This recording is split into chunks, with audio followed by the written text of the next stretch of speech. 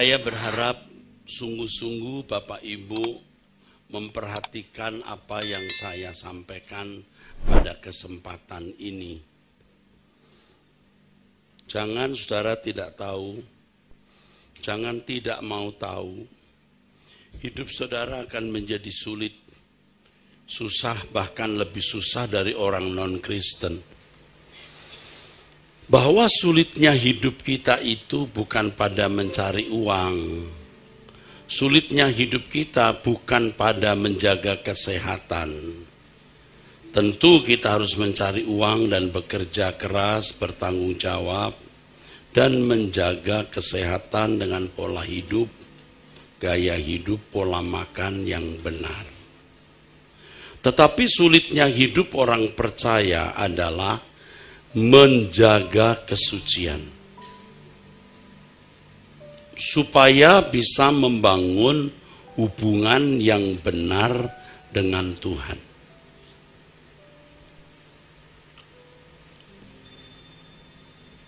Tidak mungkin orang yang hidupnya benar, hidupnya dalam kesucian, sehingga bisa memiliki hubungan yang baik dengan Tuhan, itu hidupnya dipermalukan.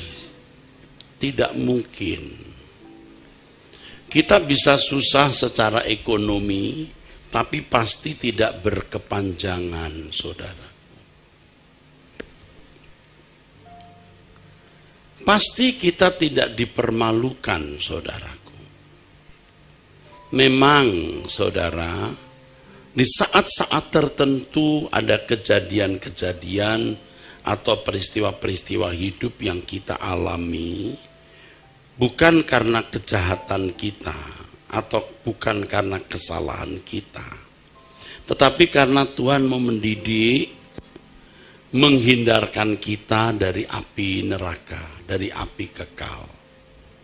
Maka kita bisa diizinkan mengalami kebangkrutan, mengalami sakit, dan lain-lain. Tetapi pada akhirnya, bagaimanapun juga, kalau orang itu hidup benar, hidup dalam kesucian, memiliki hubungan yang baik dengan Allah, Bapa, tidak mungkin dipermalukan. Hidupnya pasti menjadi berkat. Menjadi berkat untuk pasangan hidup, untuk anak-anak, untuk keluarga besar, untuk banyak orang lain yang bukan anggota keluarga. Pasti tidak menjadi beban, tidak menjadi kesulitan bagi orang lain. Pasti menjadi berkat, saudaraku. Jadi saudara-saudara, percayalah bahwa Allah itu ada, Allah itu hidup. Allah yang menciptakan langit dan bumi, yang memiliki tatanan, memiliki hukum, memiliki peraturan. Jangan saudara berpikir bahwa ada yang namanya bintang keberuntungan, dan ada yang disebut sebagai kemalangan atau nasib sial. Tidak ada. Semua itu ada perhitungannya. Tuhan yang sudah menetapkan tatanan, peraturan, ya, seiring dengan diciptakannya dunia ini, saudara. Kalau kamu baik-baik mendengar suara Tuhan Allahmu, begitu dikatakan dalam Ulangan pasal 28 ayat 2. Diberkatilah engkau di kota dan diberkatilah engkau di ladang. Diberkatilah buah kandunganmu, hasil bumimu, dan hasil ternakmu, yakni anak lembu sapimu, dan kandungan kambing dombamu, dan lain sebagainya. Tuhan akan membiarkan musuhmu yang maju berperang, Jadi bukan berarti tidak punya masalah, bukan berarti tidak pernah dimusuhi orang. Dimusuhi. Tuhan membiarkan musuhmu yang maju berperang melawan engkau. Tapi akan terpukul kalah. Tuhan akan memerintahkan berkat ke atasmu. Tuhan akan menetapkan engkau sebagai umatnya yang kudus. Seperti yang dijanjikan Tuhan dengan sumpah. Jika engkau berpegang pada perintah Tuhan, perintah Yahweh, begitu dalam terjemahan aslinya. Perintah Yahweh Elohimmu. Elohim itu artinya Allah. Yahweh itu nama Allah Israel, juga nama Allah kita, Bapa dari Tuhan Yesus Kristus. Jika kamu berpegang pada perintah Tuhan, jika engkau berpegang pada perintah Yahweh Allahmu dan hidup menurut jalan yang ditunjukkannya, maka segala orang di sekitarmu akan melihat, ya, bangsa-bangsa di sekitarmu, bahwa nama Yahweh telah disebut atasmu dan mereka akan takut kepadamu. Dan lain sebagainya.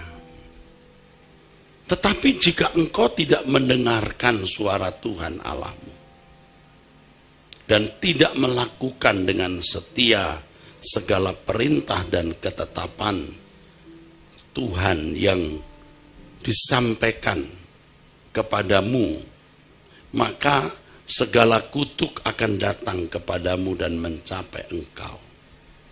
Jika engkau tidak mendengar suara Yahweh.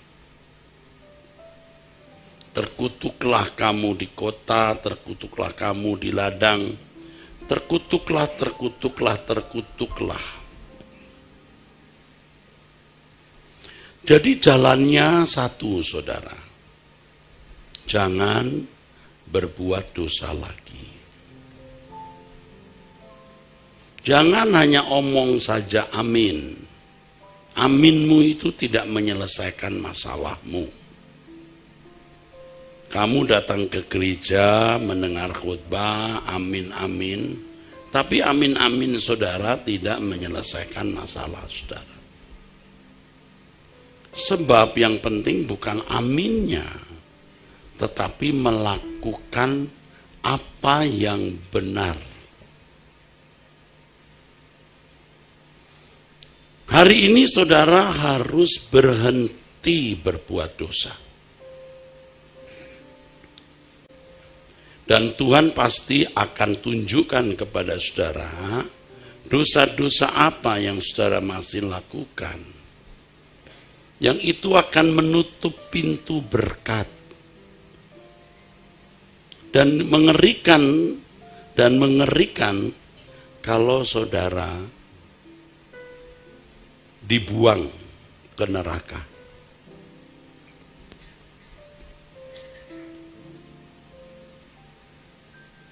Saudara mungkin berpikir atau bertanya-tanya, apa hubungannya kesucian hidup dengan berkat jasmani, kesembuhan, ya, dan keadaan baik di mana kita tidak dipermalukan. Apa hubungannya, Pak? Nah, pertanyaan saya, kamu percaya nggak Tuhan itu ada? Kalau Tuhan itu ada dan memiliki tatanan, ini tatanannya. Saudara kalau tidak mau berubah, saudara akan susah terus, tambah susah terus.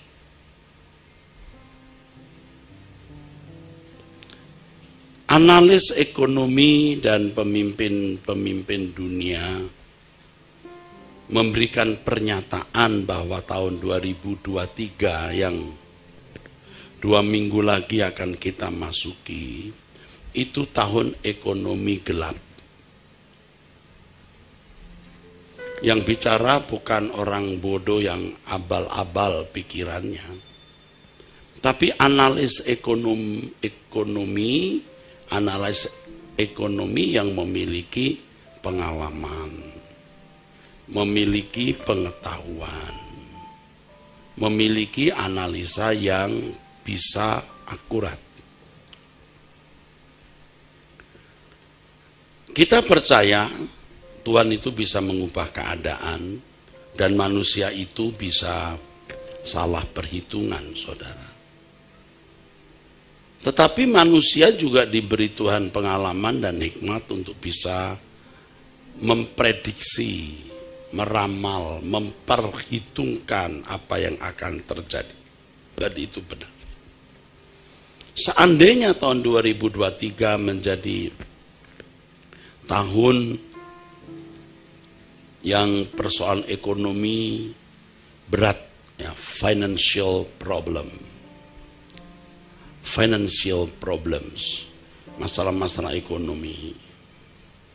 Tetapi kalau Tuhan menjaga kita, saudara, Tuhan itu maha kuasa. Tidak mungkin langit dan bumi yang sempurna ini ada dengan sendirinya.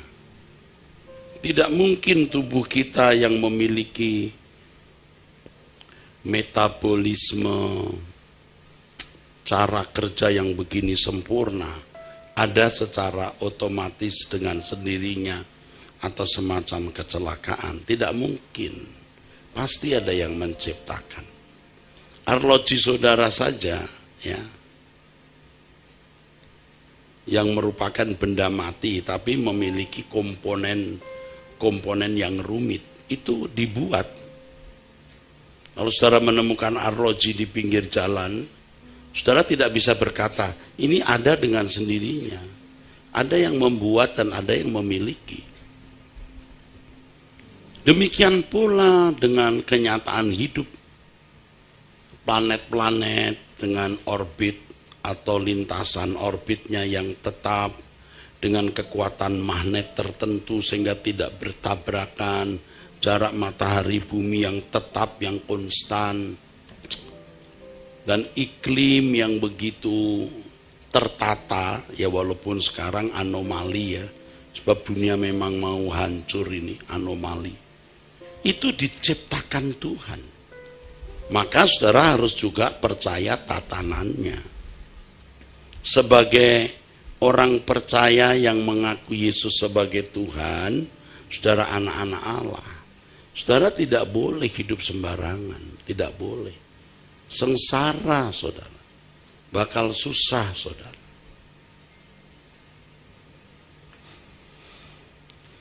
Saya beberapa kali mengemukakan, ya, saya pelayanan sejak masa muda, bahkan remaja menjelang pemuda, saudara. Usia masih belum 20 tahun, saudara. Tuhan menggiring saya ada di dalam kegiatan gereja. 40 tahun yang lalu, 40 tahun lebih, ya, 40 tahun lebih, saya sudah bertemu dengan orang-orang Kristen di dalam gereja. Saya makan di rumah mereka. Saya kadang-kadang juga menginap di rumah mereka. Dalam pergaulan yang erat karena saya ketua remaja, ketua pemuda, guru sekolah minggu, wakil dari gembala.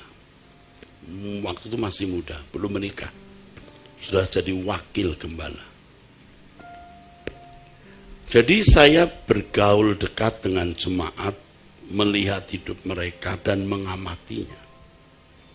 Secara sengaja atau tidak, saya menangkap bagaimana keadaan hidup rohani mereka waktu itu.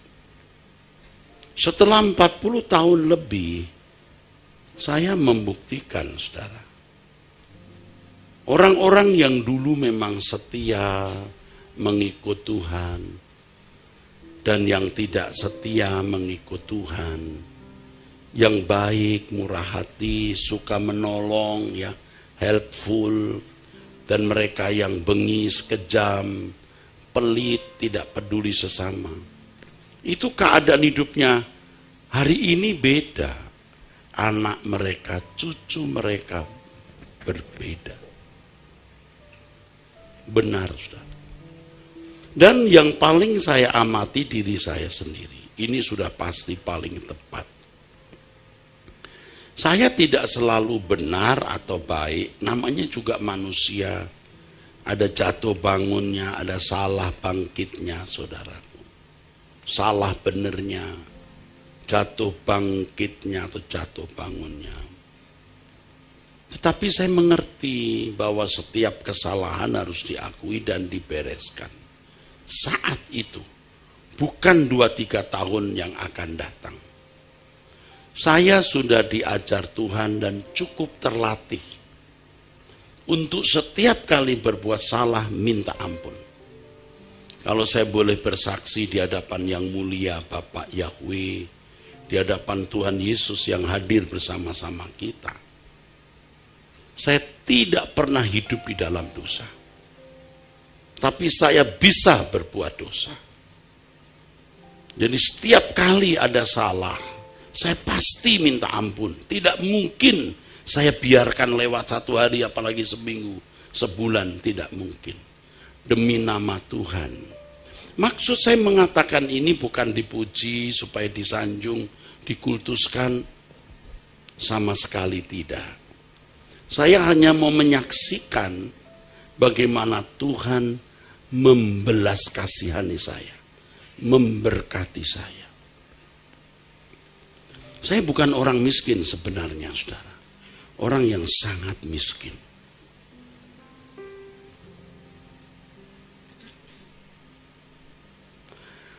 Tetapi bagaimana Tuhan mengangkat hidup saya hari ini bisa menopang ratusan bahkan ribuan orang.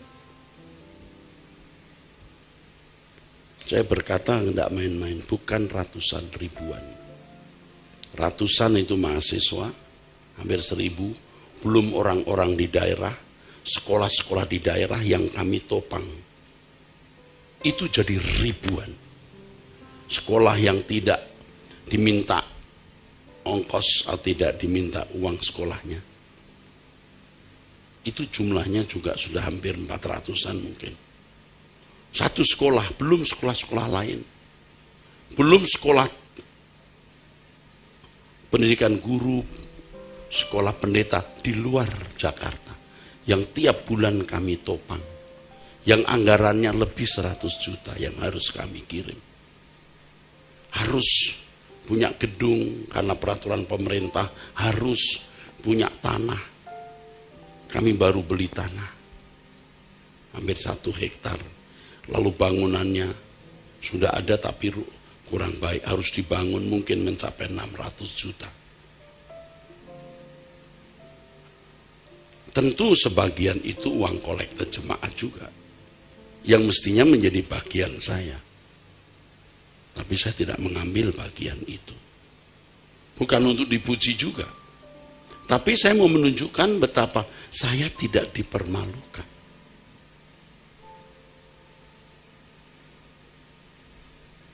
Tentu banyak lagi yang Allah sudah buat di dalam dan melalui hidup saya yang tidak perlu saya kemukakan. Rahasianya firman Tuhan, taat. Berkali-kali saudara, orang mengusahakan saya jatuh, masuk penjara, dipolisikan. Bukan hanya kali ini, tahun 2-3 tahun ini, sebelumnya juga.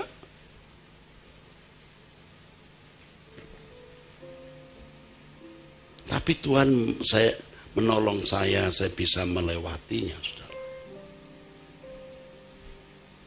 Saya tidak perlu cerita kasus-kasus apa yang terjadi. Dipolisikan, saudara.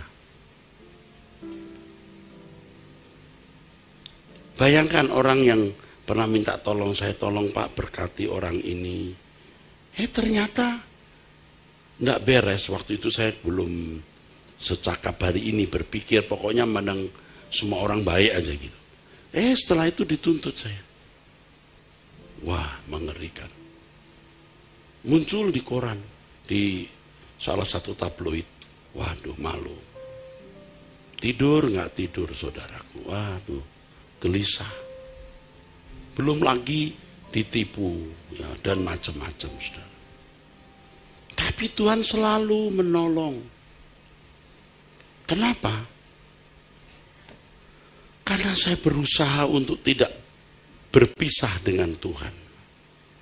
Manusia nggak ada yang nggak punya salah, saudara. Marah, berlebihan, penyalahgunaan uang, bisa. Tapi setiap kali berbuat salah, harus minta ampun. Nah, saudara memiliki kebencian berbulan-bulan, bertahun-tahun, tidak mau mengampuni. Hidup dalam perjinahan berbulan-bulan, bertahun-tahun. Enak aja gitu loh. Kayak nggak ada hukum. Kasar terhadap pasangan hidup, main pukul, main hajar. Saya tahu saudara itu bisa salah. Ya semua orang bisa salah.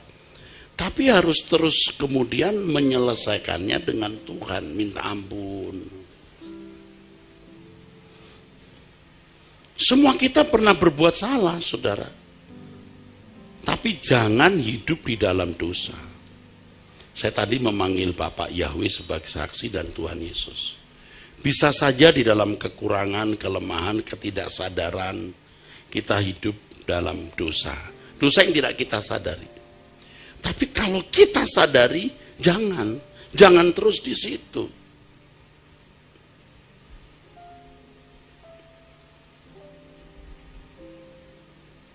Jangan hidup di dalam dosa.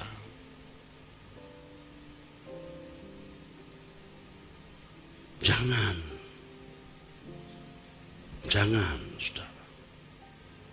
Mungkin ada bapak-bapak di sini yang pernah jatuh dalam dosa, kepelacuran mungkin, ya bertobat. Jangan datang lagi.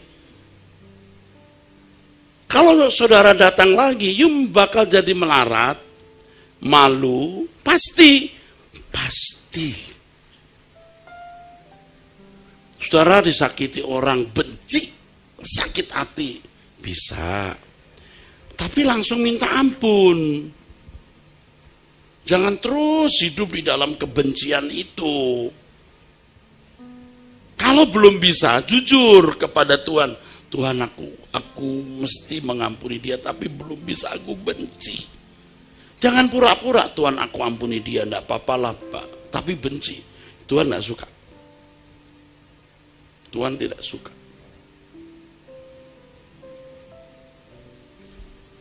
Saya pernah ceritakan, saya itu dihina oleh seorang pendeta, tapi ini orang luar negeri ya.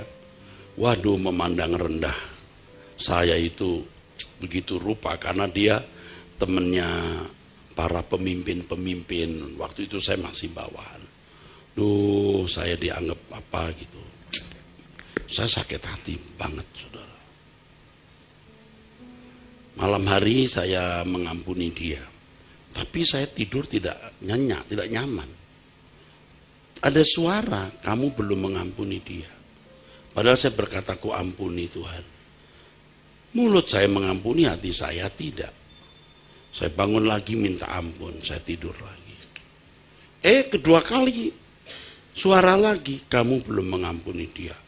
Saya bangun lagi, saya menangis. Aku benci Tuhan. Aku tidak bisa mengampuni orang ini. Itu sudah lama ya, sudah 20 tahun lebih yang lalu. Sekarang tentu sudah terlatih. Kalau kita mengampuni ya ku ampuni, sudah. Ada sakitnya tapi ya sudah. Urusan masing-masing. Jangan menyimpan dendam. Ya, ini mungkin ada ibu-ibu kalau sudah lihat menantunya, ya.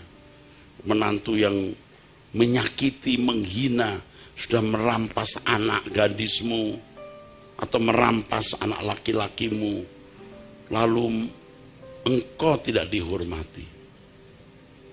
Kejadian ini kan di mana-mana ada. Cucu-cucumu dilarang melihat popoh kungkungnya, atau kalau dikasih kesempatan sedikit, di depan cucumu kamu dihina. Waduh, itu sakit sekali. Tapi kalau saudara bisa mengampuni, Tuhan akan mengangkat saudara. Saudara membuat dia berpersoalan dengan Tuhan. Buat orang yang menyakiti, membenci kamu itu berpersoalan dengan Tuhan. Maka jangan sekali-kali melawan orang yang tidak melawan kamu. Entah dia tidak berdaya, entah dia membawanya ke Tuhan. Saudara menindas orang yang tidak bisa melawan saudara, dia sakit hati. Tuhan tetap akan memperkarakan saudara. Apalagi orang yang sudah tindas mengampuni saudara, lalu dia merendahkan diri di kaki Tuhan, Anda punya persoalan sangat besar. Jadi kalau kita disakiti, dilukai, kita diam, itu emas, saudaraku. Silent is gold. Diam. Ya, diam tuh tanda salah. Nggak apa-apa. Nggak apa-apa. Nggak apa-apa, tunggu waktunya Tuhan.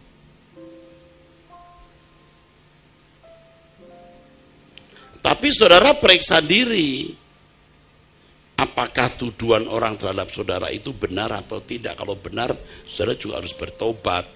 Kalau saudara dikatai nyolong, orang ini nyolong, Anda nyolong enggak? Kalau nyolong ya berhentilah nyolong. Kalau tidak, enggak usah bela diri.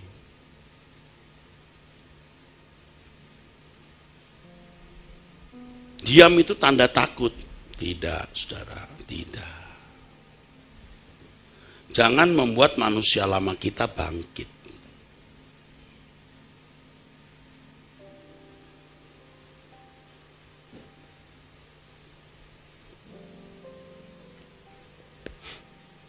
Kalau orang model saya begini, ini model ada premannya, saudara. Bukan hanya ngomong.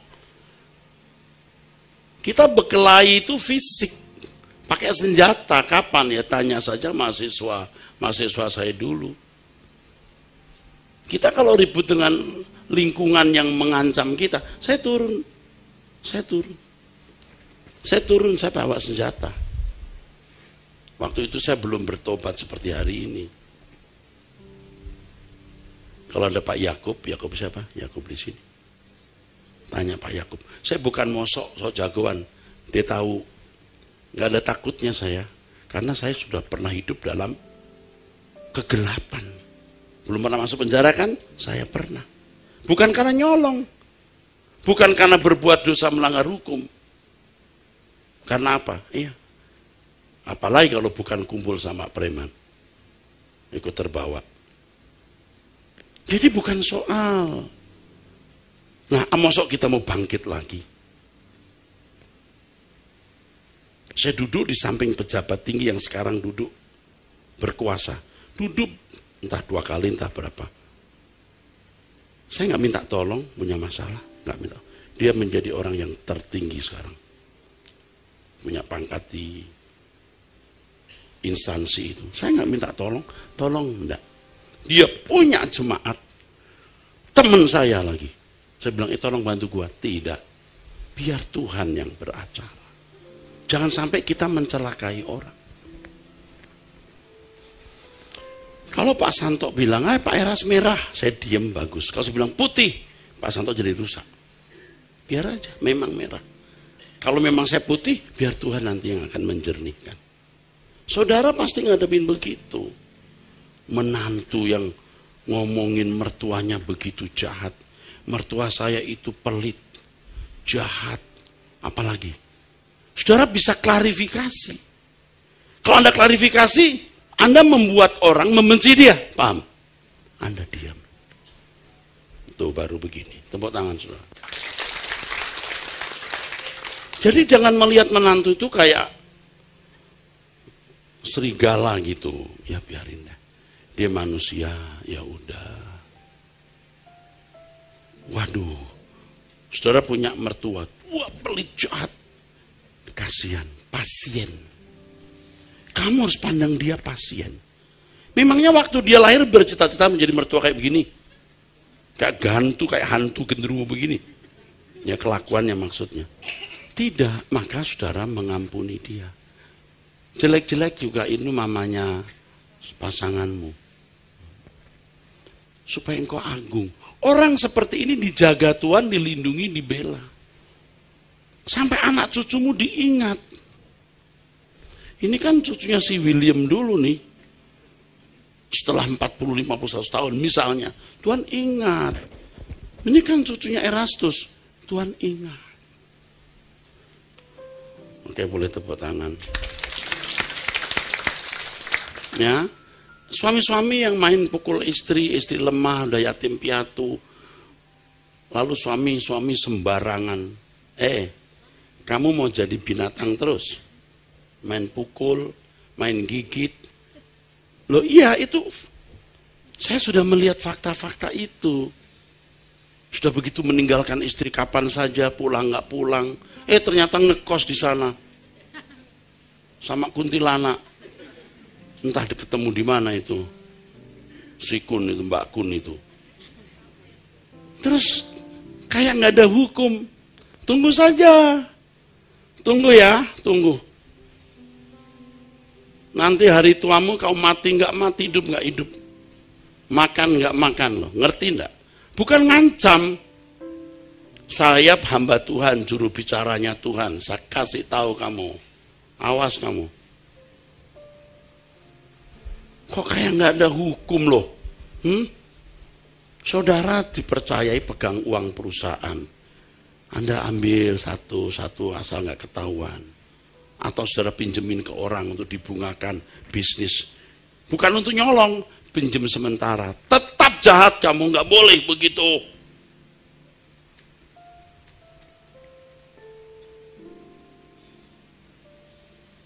Makanya orang itu mesti mendengar firman, banyak berdoa. Supaya punya belas kasihan Tuhan.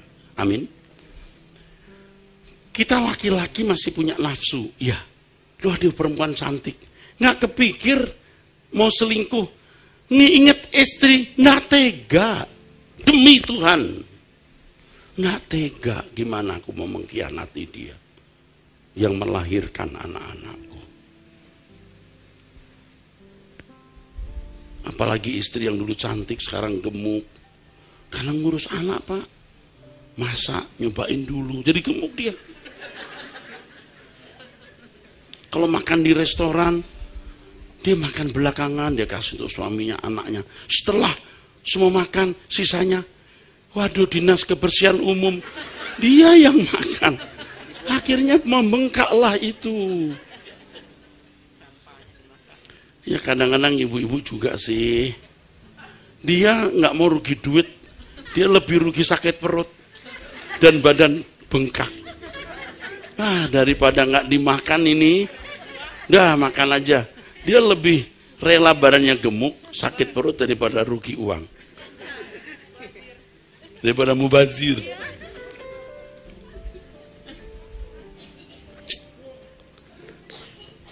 Ini contoh-contoh sederhana ya. Tetangga membenci saudara, ya udah ya. Diam-diam nimpukin batu terus. Anda diam saja sudah. Jangan dia nimpukin batu, Anda bawa batu lebih besar. Jangan, oke? Amin. Bahkan Anda kalau pegang gadget yang nggak perlu skip. Dan waktumu habis di situ, tahu? Dan Tuhan tidak suka itu. Dulu juga saya begitu sama. Tapi saya minta ampun Tuhan. Aku harus benar.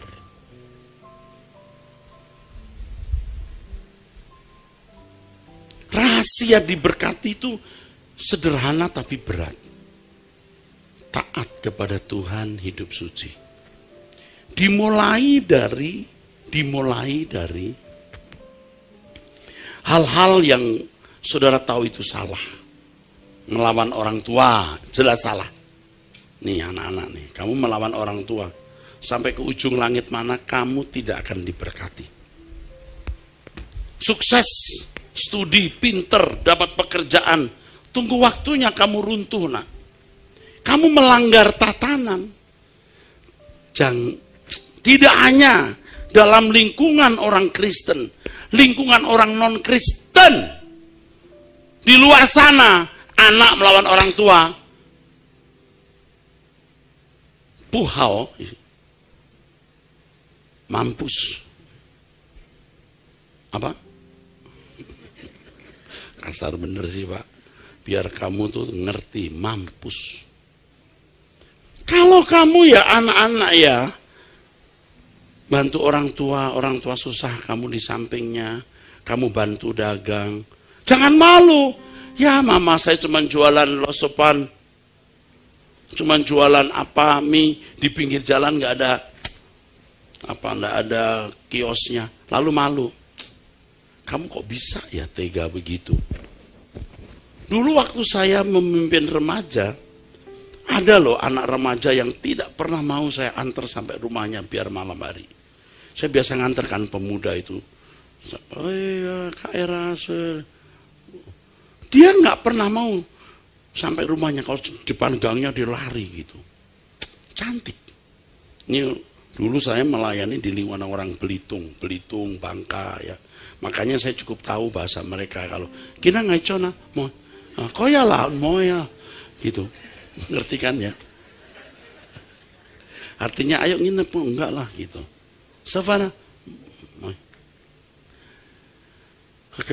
Jadi kalau kita pulang dari teman, kini ngacon ya, kin hangacon. Artinya sekarang saya pulang. Itu ada satu, kenapa tidak mau saya antar dia? Ternyata mamanya kate. Tahu ya, ada mama yang nggak tinggi tapi pendek, tapi cantik loh. Loh kok nggak mau ngaku mamanya loh. Ada loh anak-anak yang malu kalau orang tuanya datang. Mam jangan datang. Maksudnya biar kamu punya mama kayak bintang film baru mau mengaku. Kamu jadi cantik atau ganteng ini karena orang tuamu. Malu bantu mama jualan di pinggir jalan. Orang-orang kaya sekarang ini diantaranya banyak yang dulu juga pekerjaannya seperti itu. Jualan di pinggir jalan. Ada yang kuli. Benar ini. Supir oplet. Kemudian jadi orang kaya. Benar saudara. Di dunia saja kalau anak nurut diberkati. Apalagi kamu orang Kristen. Jadi ada anak-anak di sini. Kalau kamu selama ini melawan orang tua. Ya, awas ya kamu mesti berhenti hari ini. Karena kalau kamu melawan orang tua, kamu lagi mengumpulkan kegagalan. Sedang mempersiapkan kehancuran.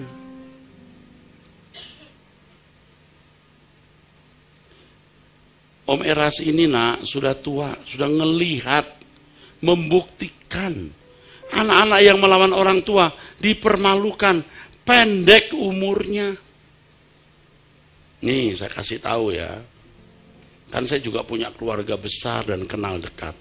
Ada anak kalau kepada orang tua waktu mudanya berani banget. Jahat.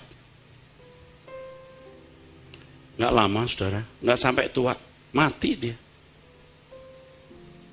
Hidupnya juga susah, dipermalukan.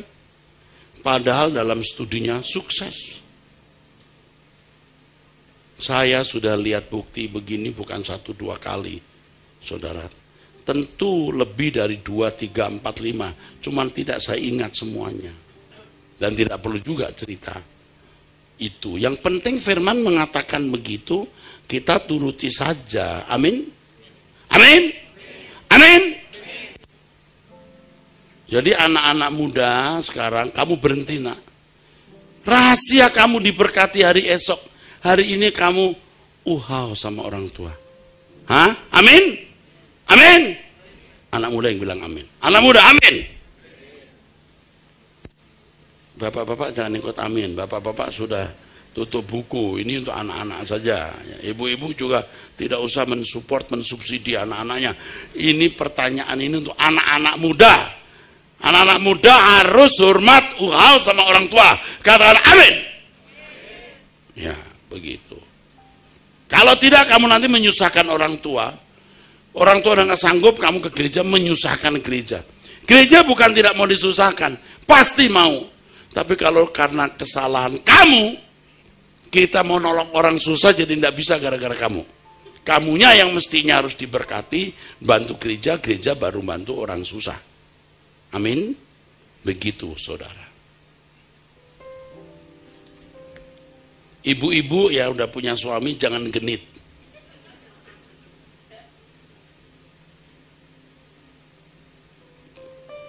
Ibu-ibu paham nggak? Nggak ada yang paham, nggak ada yang amin. Oh paham, oke. Lebih banyak ibu-ibu yang benar daripada bapak-bapak. Bapak-bapaknya biasanya yang lebih nggak benar ya biasanya. Loh, kok yes? Ibu-ibu jangan mempermalukan bapak-bapak. Udah diem aja kok pakai yes.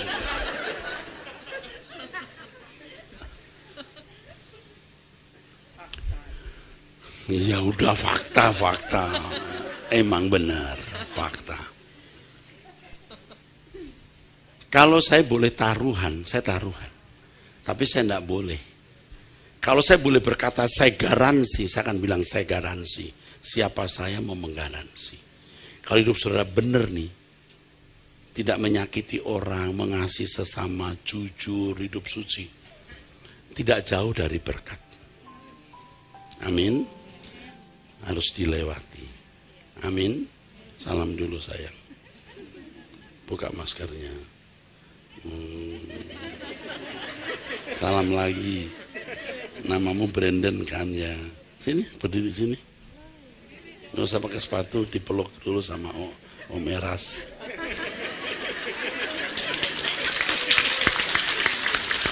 Kan mukanya mirip bukan? Coba dibuka dulu. Mukanya mirip. Ini kayak boboho, ini bobohi. Oke, Tuhan berkati ya sayang.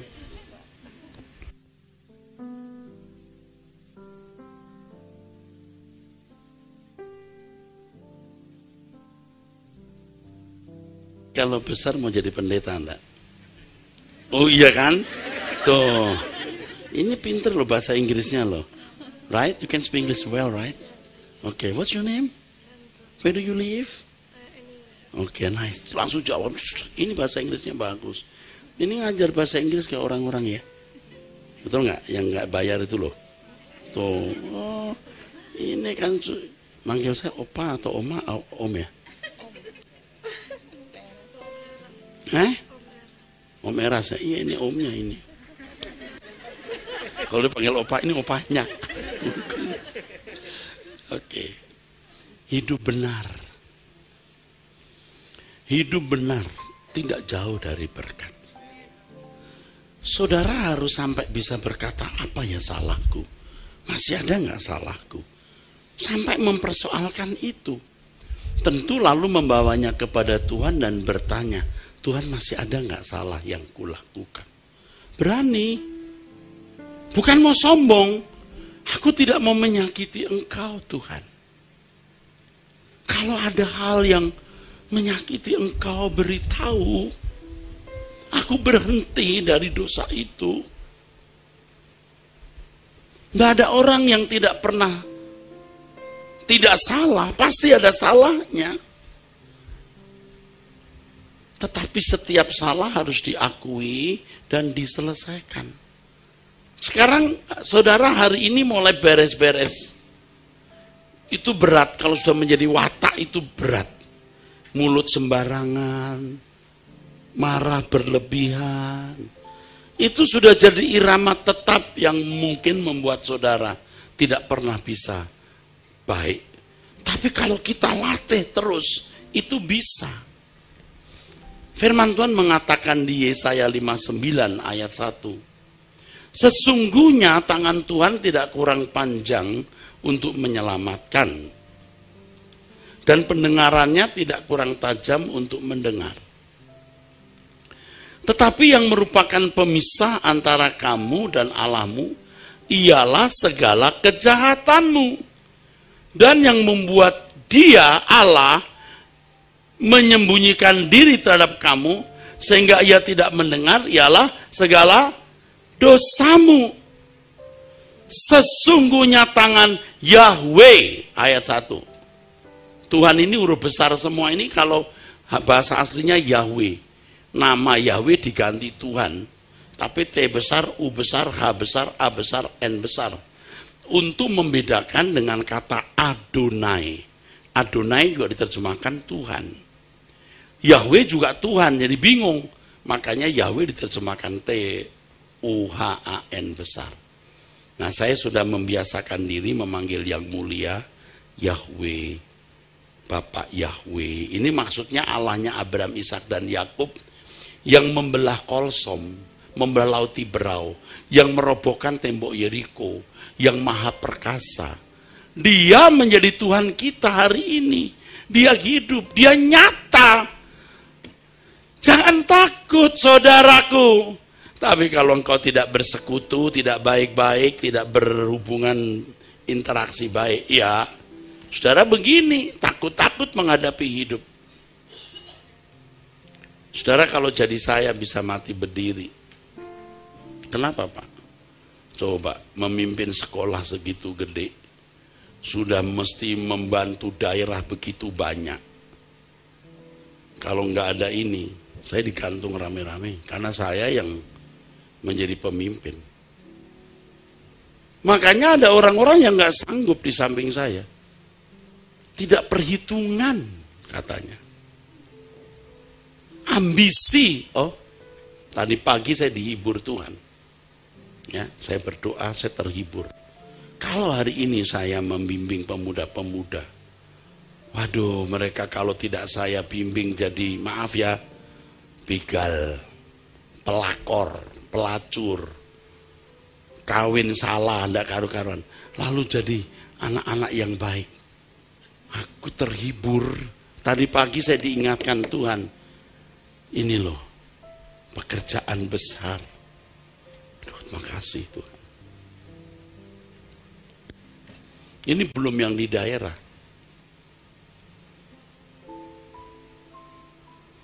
Saya percaya Yahweh yang Maha Kuasa menolong. Yahweh yang Maha Besar itu menolong. Ya jangan takut Pak Apau, Tuhan beserta kita. Ya kan Pak Apau? Tuhan pasti cukupi semua. Lewati saja. Hari ini saudara harus bertobat. Ada yang masih main judi? Togel? Ayo angkat tangan. Nggak ada yang ngaku. Oke.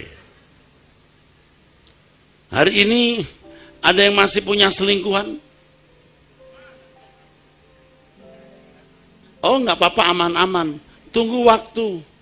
Amsyong. You itu di mata Tuhan unsure. Busuk kamu. Paham nggak? Percuma Anda ke gereja begini. Lalu menyanyi, kupuji namamu. Di rumah mulutnya kalau maki-maki orang sembarangan.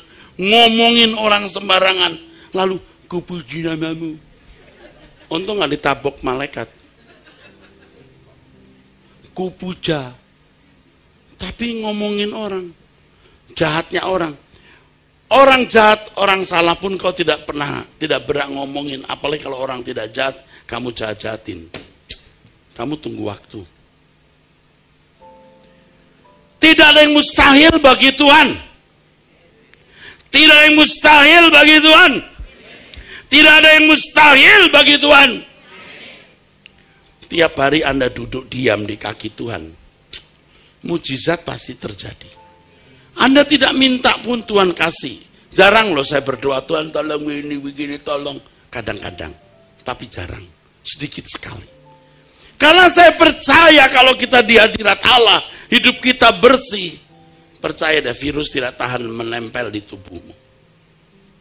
Jiwamu akan di-recording ulang, diperbaiki Tuhan. Ya, itu saja pesan Tuhan untuk saudara hari ini. Amin.